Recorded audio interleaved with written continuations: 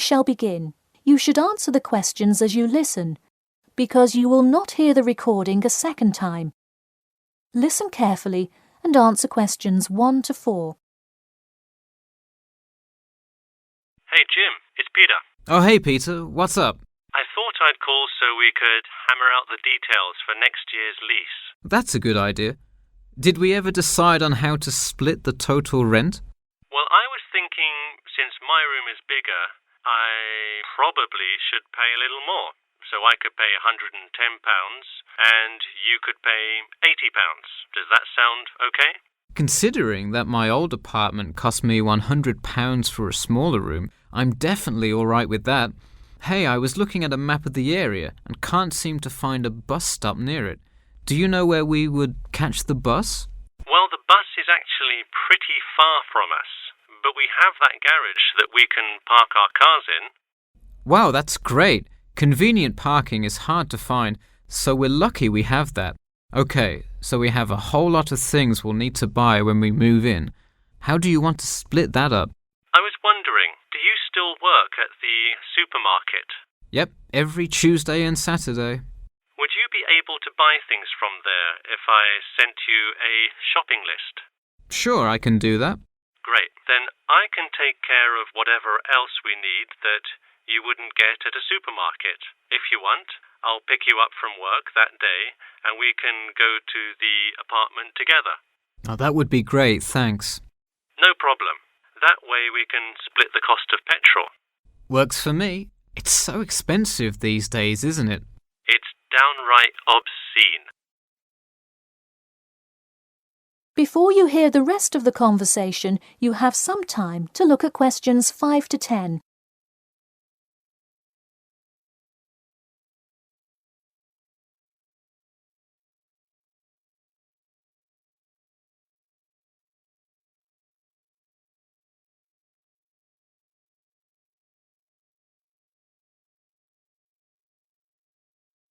Now listen and answer questions 5 to 10. So let's figure out what appliances we need. Do we have a microwave? Yes, the landlord's providing that for us. Hey, do you still have that space heater, though? We need one for the kitchen since it's not connected to the central heating. All right, I'll bring that. Anything else? Well, I have some dining room and living room furniture I can bring, so that should take care of most of the big stuff. You know what we do need, though? Could you bring a toaster? I actually don't have one. It doesn't come with the microwave. No, the landlord is only supplying the microwave. It would really help if you could bring one. Okay, I'll pick one up at the store. You know, I also have this cool antique rotary phone that would be a cool addition to the apartment, sort of as decoration and utility. Oh, cool. The only thing is, we'd have to put it in the kitchen unless you want it in your room. Why not put it in the living room? The living room's too loud to have a phone conversation. The noise sort of carries, so if one person is trying to watch TV or have friends over, the person on the phone won't be able to hear. Okay, well I guess kitchen it is then. Any other big things we need? That seems like everything. That's all I can think of. And of course, move-in is June the 1st. I can't wait. We'll be able to watch the big game in our new apartment. It's going to be awesome. Yeah, we can move in the morning and then Friday night we can sit back and cheer on Liverpool. I have an exam in the morning, but we'll be done around 11 a.m. and can move in after. Wait, Liverpool? You're joking, right? I thought you were a Manchester United fan. Man U? No way. Liverpool all the way. Oh no, I don't know if I can live with a Liverpool fan. That is the end of Section 1. Section 2. You'll hear an HR representative of Earn and Learn giving some information about her company.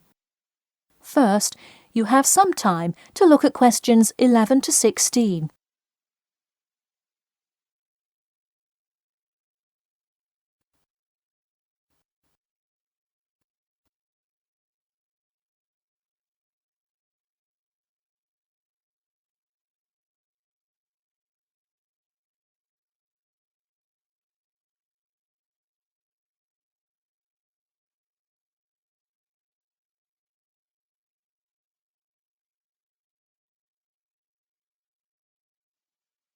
Now listen carefully and answer questions 11 to 16.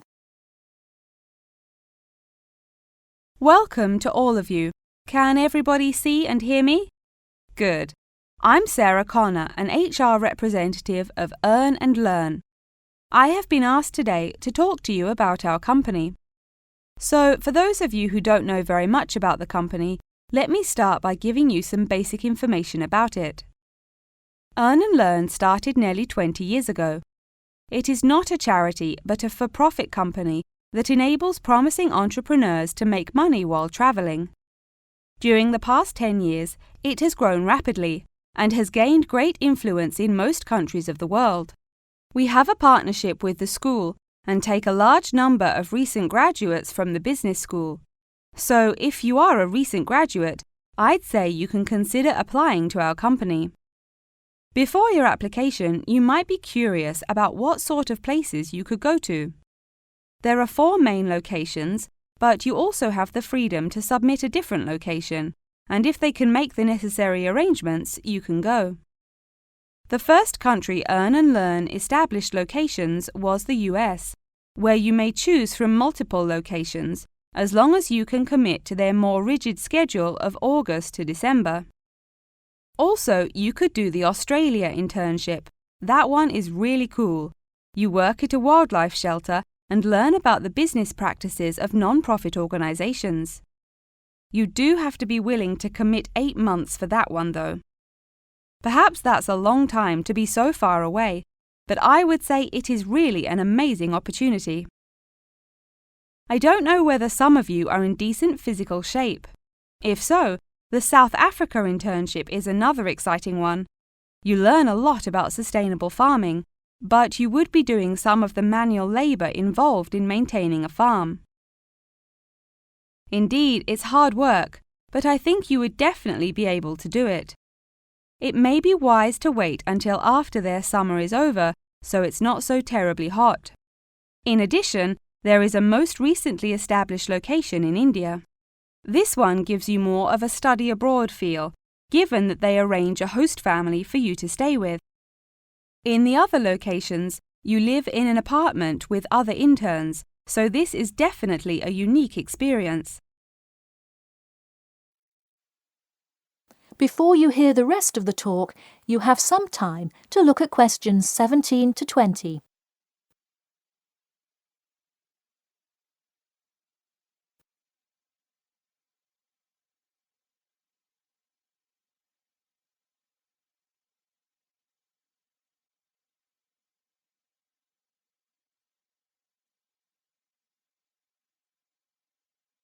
Now listen and answer questions 17 to 20. Regardless of where you go, at the end of the program you get a global travelling certificate, as long as you can explain your experience. You can provide a written log of what you did. I recommend writing journal or blog entries about what you do every day, or a weekly summary of each day. Of course, you don't have to write up a formal report or anything like that, and you need to apply for it once you have returned. Some students may want to know whether this is a paid internship. Actually, you have to pay for the flight there yourself. But you have the opportunity to create your own small business, which could earn you money if it's successful. So basically, you pay for it all up front, but when you're there, you can find ways to make money. That is to say, you pay for 2/3 of the cost up front as a deposit, and then give the final instalment 1 month prior to your return. Finally, I have to remind you that you need a health check before you go, to make sure you're not going to spread any communicable diseases. In addition, before you go, you don't have to attend any meetings or workshops. You'll meet everyone you'll be working with once you get there. Okay. Well, that's all I've time for today. Thanks for listening, and I'm happy to take any questions if you have them. That is the end of Section 2. Section 3. You will hear a student called Margaret Parkinson talking about the class she missed on Thursday with her professor. First, you have some time to look at questions 21 to 26.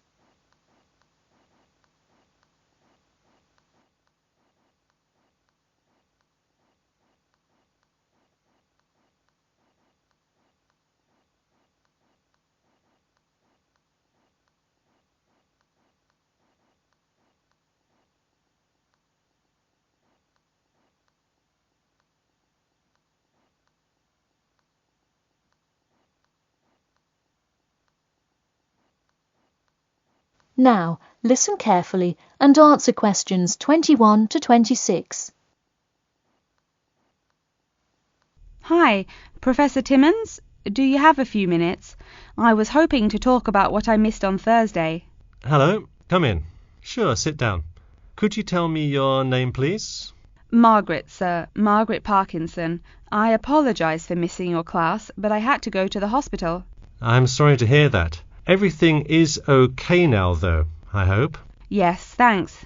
Glad to hear it. So on Thursday, I outlined the research project that will account for 30% of your grade. All students will be divided into groups and will give a well-researched presentation to the class covering a specific topic relevant to student life. Oh, that sounds interesting. Can we choose just any topic that pertains to life as a student, like how to start your own student organisation? Well, though I'm sure that would be an informative presentation, I've already chosen a list of topics which I will assign. As an example, I assigned one group the topic of student loans. They're to research not just the prevalence of students who have loans to pay for their tuition, but information as to how best to manage these loans and possible scholarships that could alleviate some of the financial burden. That one sounds particularly interesting to me. Could I request that topic? I could easily find out a lot about it by stopping by the finance office on my way to class. Unfortunately, that one's already taken by another group. I have, however, assigned you to a group and given you all one of two choices. Oh, I see. What are the choices? The first is discussing smoking, trends in the number of student smokers compared with the general population, popular reasons students take up smoking, and more healthy alternatives to smoking. That one could be interesting. I'm not a smoker myself, but we'll see what my group thinks. If we did choose this topic, we would rather not put our fellow students on the spot to interview them. Where else could we gather information? How about where the cigarettes are sold? Oh, that's a great idea. I could interview the manager of a supermarket and find out the average age of people buying cigarettes, or how much they buy, that sort of thing. Precisely.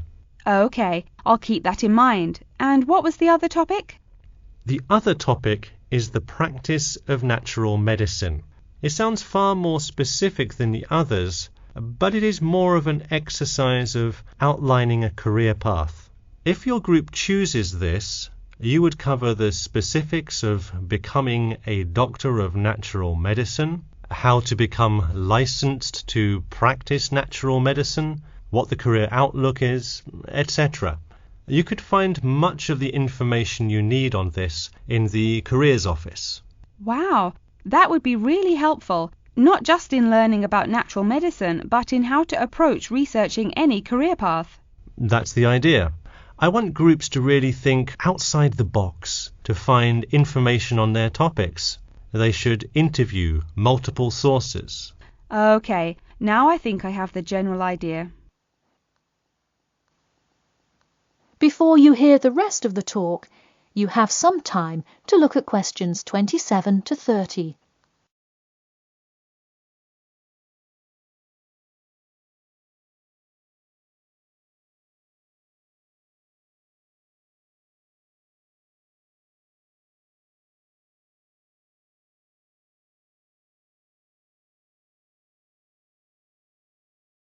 Now, listen carefully and answer questions 27 to 30. When is the presentation due? I expect each group to send me an email attachment of the plan ahead of time by October 10th, so that I can ensure that you are on the right track. Oh, that's actually really reassuring. I would hate to spend so much time on a presentation only to find we had taken it in the wrong direction. So when is the presentation? I let groups choose from the list of time slots I have between November 1st and November 5th. Okay, how about the 3rd? I'll have to check with my group, of course, but maybe we could write a tentative time? Sure, let me take a look. I'm actually booked completely through the 3rd and 4th now. How about sometime in the afternoon of the 5th? Great. How about 2 o'clock? No problem. I'll pencil your group in. Okay, thanks. And to clarify, what exactly is due in the first phase? Before the October deadline, I want your group to have compiled resources and then to provide some initial data analysis to support your claims. Okay, so data analysis is due the 10th of October, and then the Presentation? Yes. The final phase is simply giving the presentation on the 5th of November. All right, I think I have all the information I need. Thanks. You're welcome. See you in class tomorrow. That is the end of Section 3. Section 4. You will hear an introduction about an eco-friendly building called the Gherkin. First, you have some time to look at questions 31 to 40.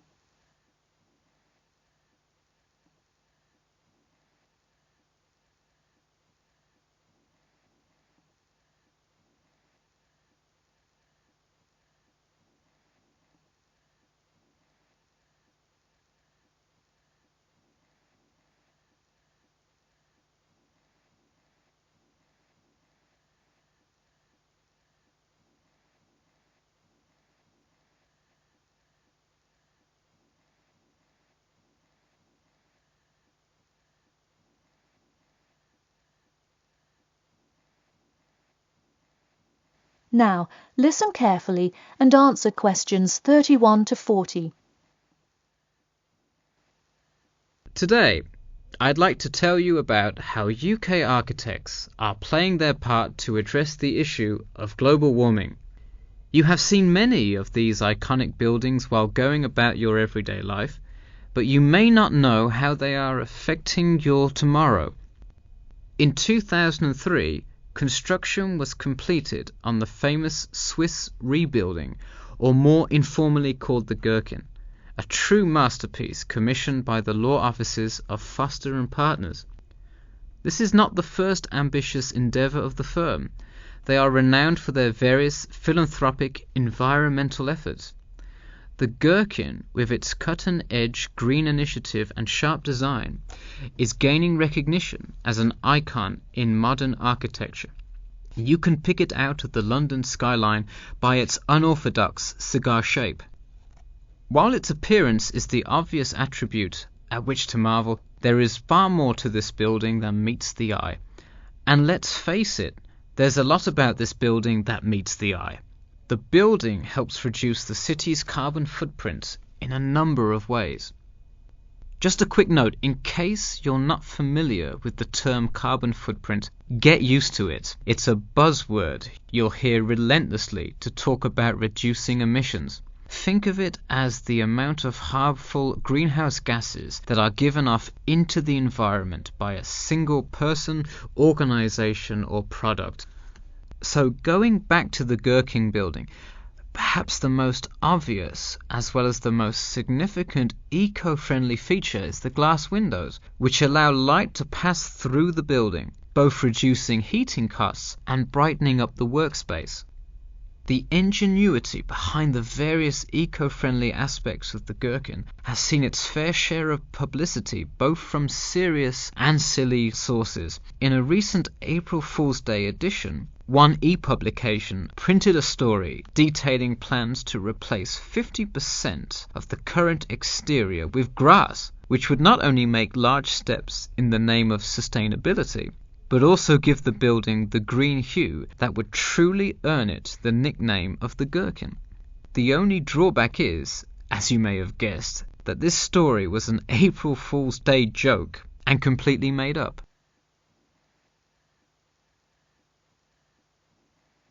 In all seriousness though, the building is setting a new standard of design that other architects and city planners just cannot ignore.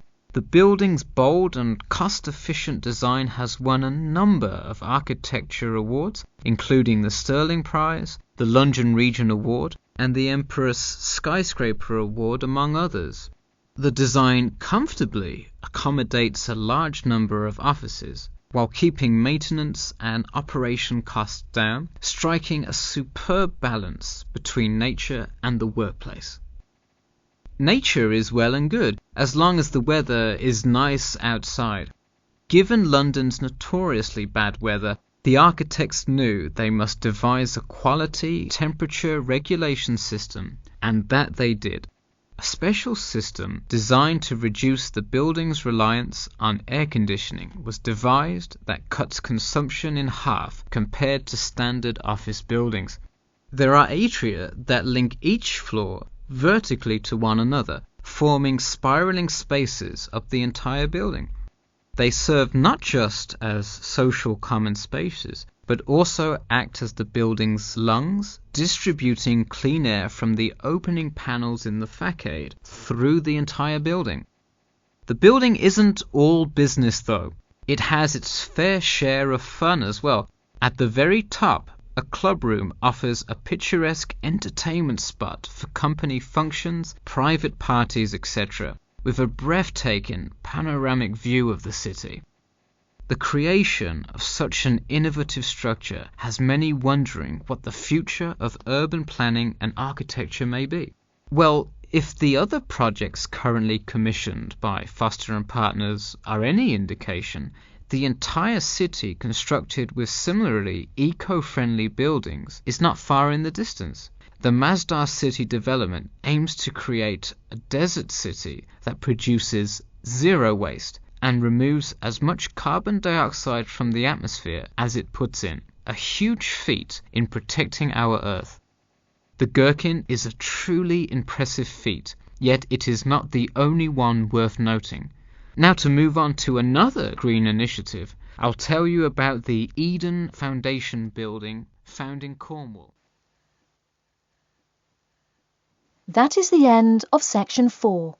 You now have half a minute to check your answers.